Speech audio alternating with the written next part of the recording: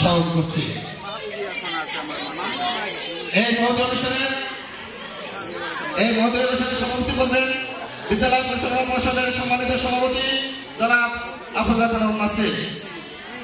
এই অনুষ্ঠানে প্রধান অতিথি হিসেবে উপস্থিত থাকার কথা ছিল আমাদের বরিশাল বিভাগের অভিভাবক মাননীয় বিভাগীয় কমিশনার জনাব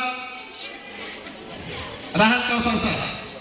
স্যারের রাষ্ট্রীয় কাজে ব্যস্ত থাকায় তার প্রতিনিধি হিসেবে উপস্থিত হয়েছেন স্থানীয় সরকার মন্ত্রণালয়ের পরিচালক যুগ্ম সচিব জনাব খন্দকার আনোয়ার হোসেন স্যার।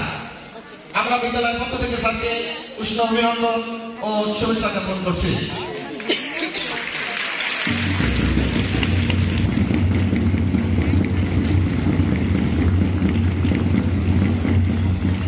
আমি অভিনন্দন জানাচ্ছি এই বিদ্যালয় পরিচালনা করেছেন।